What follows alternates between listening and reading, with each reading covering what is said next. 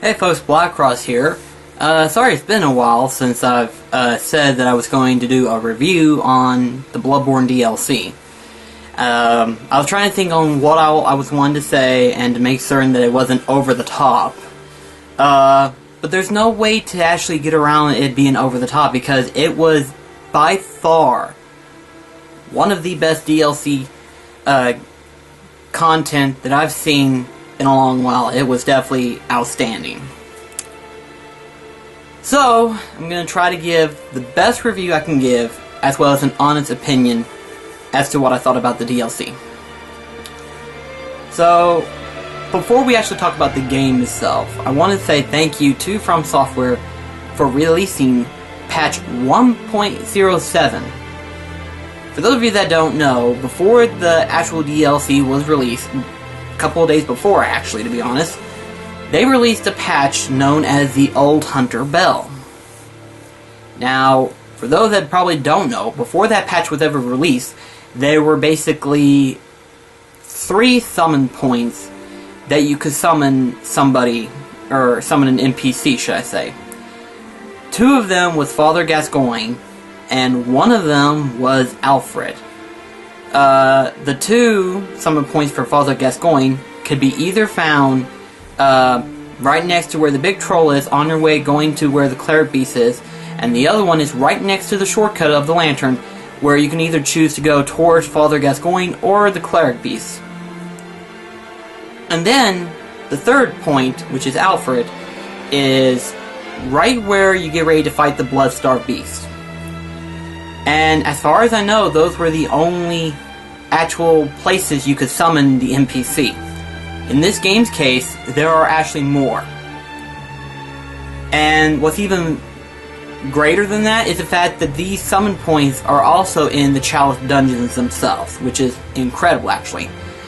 There are 2 different NPCs that can be summoned, and as far as I know, you can pretty much summon any of these 2 in any of the dungeons. I'm pretty sure of that. Which is interesting because that makes for a really, I wouldn't say an easy game because the Defiled Chalice is still hard enough as it is. But it does help out. It helps out in terms of the difficulty standards. So in other words, if for some reason you don't have an internet access or whatever, you would still be able to have somebody to summon in the Chalice dungeon, so there's always a guarantee for that. And then the main game itself. Currently, I am still looking to see all of the NPCs, and I'm still missing a whole bunch of NPCs that are in the game alone. There are so many of them, it is unbelievable. I was strictly surprised. All of them are either secrets or well revealed. The ones that are secret are the ones that you can only get when you attain the rune from the Confederate Covenant. And the only way you can summon these Confederates is if you have that rune equipped. And there are a lot of different places in which you can summon these Confederates, which makes it interesting. And the best part is that these summon points are very noticeable. They really are. Compared to like before the patch was ever released, the summon points were like almost the same as like the actual messengers themselves. So in other words, you couldn't tell if it was actually a messenger that someone left behind or if it was an actual summon point. You couldn't tell. But then this patch got released and they're a lot more easier to find, which is really good. And there are also a lot of secret ones within the DLC as well. And I was surprised to find out that there was actually one secret one that I completely missed on my way going to the Living Failures. And what's funny enough is that there's actually another Confederate on your way towards Ludwig, besides Felcher. There is another one, and I cannot believe I missed that one. It definitely would have made the fight a lot more easier. But with that being said, I went through it like I did, and go figure, right? There's a lot of secrets in this game, and trust me whenever I say this, one playthrough is not going to be enough to discover it all. So now that part's been discussed, to continue on with the DLC itself. The area within the game itself gradually increases from familiarity to completely new altogether. And then enemy placements, again, goes from similar to completely different. Especially after you go to the research hall, the enemy placement is completely different. And then when you go to the fishing helmet, all the enemies completely new. Some of them more interesting, some more deadlier and harder to deal with. Like the big bass shark face fish. I don't know what they're called. I guarantee you there's a name for them, but I don't know what they're called. But the areas, all of them are very unique. The first part of the area, which is basically that of the Yharnam Nightmare, is basically a twisted version of Yharnam. Very well done, I thought. With all the hills that are combined together, all the twists and turns, and the fact that the whole area of Yharnam is so warped around, it makes it interesting. It does. It definitely does get the term nightmare very well adjusted. It does very well when it comes to saying the phrase nightmare. And then, of course, we have the research hall, which I was surprised that it was its own area. I thought it looked like Cainhurst Castle, but the fact that it was actually its own area was actually interesting. It was a lot more fast and a lot more, I wouldn't say complicated, but you could easily get lost if you didn't map yourself around it. There was a lot of twists and turns, and by the time you changed the elevator, that's whenever things would get yourself backwards for a while. And then the fishing helm, I love the effects that they put together. The fact that it was like a fishing harbor, and then the rain effect, it was very, very interesting. I really did enjoy the area itself. And then, of course, the enemies as well. Again, the enemies, very well interesting. I thought it was all going to be like the hunter enemies, but nope, it gradually changed from the hunter enemies to the patients with the large brain heads to even the fish enemies, which I guess you might as well call them fish enemies because that was the theme that they picked. And it was very well interesting. All of them was very well unique. Different strategies had to be placed in for each one, especially the big bass mouth shark fish. Had to be a different place enemy. And there was a lot of different traps too that you had to watch out for. For example, that one statue saying that shoot out the purple skulls. You had to watch out for those and then destroy the statue altogether. That wasn't an enemy, that was actually a statue. Because otherwise you would have been able to lock onto it and actually see its HP.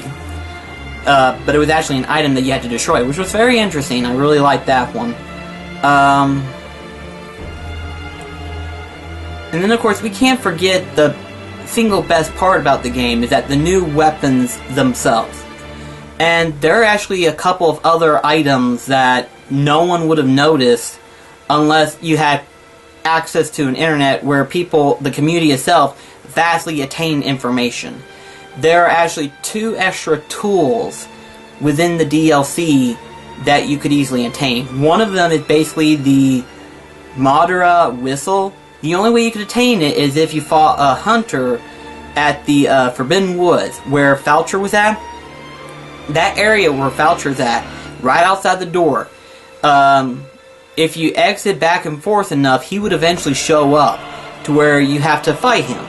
And he uses the whistle, and that whistle, basically what it is that a large thing comes up and snaps either at you or at the enemy.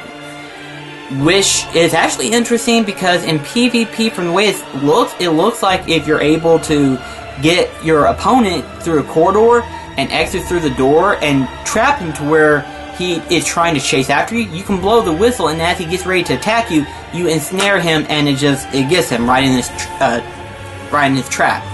And then there's another item which is within the DLC, and if you have the rune that you get from the brain patient, that rune that turns you into like a tentacle-like creature, if you equip that and talk to the guy as you're heading your way to the fishing helmet lantern, he will actually give you an item, which basically what it does is sort of like a pyromancy. Basically, it shoots out a dark fireball, and it's very interesting. I was surprised to see that. I really was. I was not expecting it. But these 2 items was never mentioned within the trophy requirement to attain all items of the DLC. It's interesting, because technically the black eye was one that you had to attain. These other 2 items was never mentioned. So these were technically secrets that players could probably attain and not know it. So it was very interesting, I thought. It was. The weapons themselves, the actual hunter weapons, I thought all of them was very well unique. From the whirly jigsaw to the boom hammer, the beast cutter, and my personal favorite, the Simon Bowblade. I have to say, after using it for a while, I realized that this weapon is the ideal weapon that I've been looking for when playing Bloodborne. As you know from my playthrough of Bloodborne, I tend to stay away from the enemy, which in some cases may not be the bright ideal, especially when you consider the fact that sometimes the Molotovs don't get very effective, much less the bullets. Bullets don't do very well except for fissurals, which you have to be up close to the enemy in order for it to be effective. With the Simon Bowblade, it still counts as a bullet, but it's actually equivalent to an actual weapon damage. So in other words, it helps out tremendously. And it works well for those who are skill-based and blood-based. Blood tinge, that is. So it works really well. As for my personal actual favorite weapon that I would use, if I had to decide besides the Simon Bowblade, it would be the Beast Cutter as well as the Boom Hammer. Now, the Beast Cutter works really well against enemies that are from a distance, like on the other side of the wall, or even from like a ledge. You can use that very well, and it works perfectly. It's sort of like the stronger, heavier version of the threaded cane. Or, is it strength-based? I think it's strength-based. I think it is strength-based. It's the strength version of the threaded cane. And it works very well, because when you hit an opponent, it basically stuns them quite a bit. Unlike the threaded cane, where it kind of occasionally stuns them, but the actual Beast Cutter does stun them quite a bit. It pushes them back really well. And then the Boom Hammer, much like the Tesseract, where it does Thunder Element, the Boom Hammer does a Fire Element, and it works really well, especially against Beast. I found this out a couple of times using it, and it works really well for like a fast amount of enemies. Light that up and then just hit it, and it works very well for as a combo finisher. If you work well enough with a combo weapon, this would definitely work, because occasionally as you're hitting it, while you're attacking someone and you hit the L trigger, which automatically lights up the hammer, you actually do double damage while you're hitting it like a normal attack, but then you hit it with a fire damage, and then it stays on for another attack. So it works really well in terms of a combo weapon. It works really well, I thought. The whirly jigsaw, I mean, some people could use it better than others.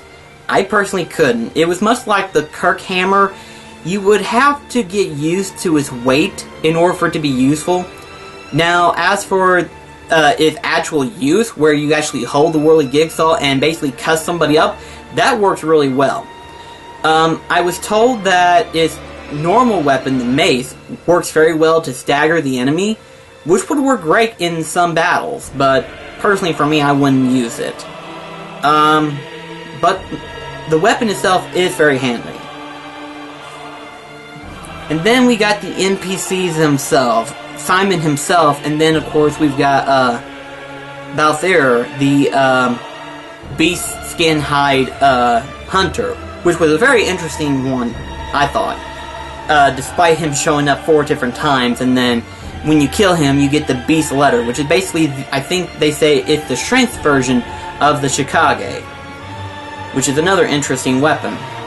The nice thing about it is that unlike the Shikage, it doesn't drain your HP when you're in active use. The Shikage, when you activate it, your HP slowly drains. With the blood letter, it does not drain your HP. It just takes a small chunk and then automatically you're in use. So in other words, the second you use it, heal yourself and then you're ready to go. So all that, and then of course we've got the bosses themselves, which I was surprised that they were able to fit 5 bosses into a single DLC. That was very well done, I thought. Despite Lawrence being a copy of the Cleric Beast, that was very interesting at the second half of the fight, where it becomes legless and it just attacks you and lava splits out, and it was very an intense fight. All the bosses was very interesting and all of them was very unique, despite the fact that the difficulty of New Game Plus made it even difficulter, but they were all very unique. Logwyd, the Accursed, was definitely amazing. After the first half of the fight, he becomes more of a centaur type fight, and it was very, very epic, in fact. Very, very nerve-wracking, too, considering the Moonlight Blade. Its power is just overwhelming. The Living Failures is much more or less similar to the Celestial Emissary, but for it being classified as Living Failures, I wouldn't say they were bad. They were actually a lot more better than the Celestial Emissary, mostly because while technically there are 4 respawning enemies, they're not technically enemies that you fought before. Unlike the Celestial Emissary, you fought them previously and you could handle them. The Living Failures takes a little bit more of concentration because you got 4 of them, and unless you're right on top of them, it can get tricky, especially if they pile up on you or if they're from a distance because of their arcane abilities. Which at this point you would attain the arcane lock shield, and it would be that much less of a problem. Lady Maria. I think we can all agree that that one was the best boss fight in the game. Just hands down best boss fight in that DLC. It was very well epic. Each time the phase got more and more intense. It was so beautifully executed, I thought. It definitely was very reminiscent to Gammon, the first Hunter boss fight. It was very well done, I thought. Really well done. And then, of course, the Orphan of Kos. Very overwhelming. Even some people who have put together a strategy on how to beat him say that his second phase is the hardest one. They were able to figure out the first phase, but the second phase is much more difficult than any of the other previous boss fights. Firstly of all, there's no NP summons, so that makes it even more difficult. The second part is that once he hits the second phase, it becomes even more difficult. I did not realize the stage was actually a lot more bigger right out into the water depths, mostly because I was afraid that if I went any further, I'd just fall in. You know, Dark Souls logic. You know, go any further in the water and you'll eventually come into a deep end and just die. But in this case, there wasn't one, and it actually works as a vantage point because when he summons up that electric pulse power from Kos, it goes from a distance, but if you're far enough, it won't reach it, much like the other end towards the fog. But in this case, it's the opposite direction, and you have more of a vantage point rather than a close range in which you can easily get hit and probably die relatively quickly. So, all this, and is there any complaints that I've had?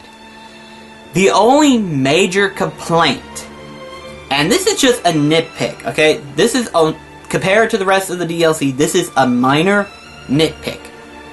And that is the difficulty spike of New Game Plus. One New Game Plus makes it whole much harder, way much harder than any other game should be. And on a regular playthrough, do not expect to play it on a normal playthrough and see that it'd be less harder. It's not actually. You have to literally have played through all of the other parts of Bloodborne before you even attempt to go through the Hunter Nightmare realm. Mostly because, I mean, it's funny because you can unlock the area after you defeat Fikar Amelia, which is basically, I want to say, is about 40% away in the game. Not that far, actually. It's actually relatively close. It's like 30 to 35% of the way in the game. So you unlock it relatively early. But I would recommend waiting until you got pretty far into the game, or much less when you got a high enough level, because that area will stomp your ass. I promise you, it will stomp your ass. It's one of those type of things where you attempt it and then you're like, ouch. it is. So even in normal playthrough, the difficulty spike is just a tremendous height. But this actually is very well done, I thought. It was very well made, very well executed, very well worth the price of $20, I thought. It was perfectly well done. I will tell you one thing, though. If you beat the DLC of Bloodborne, and you go back to play the game, you'll realize that the DLC itself is more difficult than the main game itself. I found myself actually fighting through all of the other bosses relatively easy compared to the DLC. Even Erebithia, the Daughter of the Cosmos, which is basically an OP enemy, and I'm sure everyone will agree with me whenever I say this, that thing's a bitch to fight. But with the lock shield, the difficulty decreases tremendously on that part. And then what's even more so is that with the weapons themselves, you are able to actually beat her relatively quickly. Using the Simon Bowblade, which I attained it relatively early in the game because I killed Simon before fighting Lodwick, I found myself actually realizing that that weapon is more OP than I thought it would be. It took out Erebithia, Amidala, and awkwardly enough, any of the other difficult enemies that I had trouble before, it took them out with no problem. Of course, it could be because I gotten better at the game, but it was just, the difficulty from the DLC to the main game is extremely different. The DLC trains you to fight better and fight more competitively, which is probably the purpose of that, is to make the PvP in the game more in-depth and more competitive.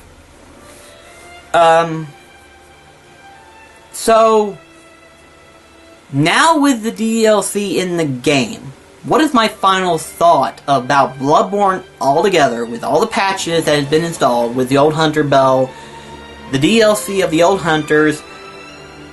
What is my final thought on the actual game now? Ironically enough, and this is me saying this, awkwardly enough, I have to say Bloodborne is by far the best game that From Software has made. It is better than Dark Souls, and that says a lot. I love Dark Souls, and the fact that it beats Dark Souls, which in today's term is considered outdated now, Bloodborne has done well for itself. It has done well in terms of theme, in terms of combat, in terms of the overall layout. It has done well for itself, I thought. So, in my personal opinion, if you've got Bloodborne and you have not purchased the DLC, get it. It is very well worth it. It will take up the majority of your time, I'll tell you that right now. It took me a full week just to try to beat the DLC on my channel. Yeah. It is that difficult. So keep that in mind. Is that if you're going to be playing the DLC and you think, oh, it can't be that bad, you're wrong. You will be pretty much stomped. Unless you have a party altogether of your friends, close friends anyway, in which case you might be able to get through it pretty well. You might. But I did this by myself, with occasional help here and there, which I appreciate you guys. For those of you who have helped me out through this game, thank you so much. You've all been very helpful. And yeah, that was my review of the Bloodborne Old Hunter DLC. I'm not going to really give it a grade, because to me, giving it a grade doesn't really help much. If it's good enough to be recommended, that's all that should matter. And really, I can't really give it a grade without actually thinking of like any flaw and be like over the top. Again, I had to think long and hard to think of what all to say. And there's really nothing to say that is bad about the DLC, much less the main game itself. It is really, really well done, very well executed, I thought, and overall, best experience you will have in a game. So without further ado, this game is recommended for anyone who loves a challenge and loves action games. So until then, this is BlackCross saying, see you in the next video, and I'm signing off. Take care, guys.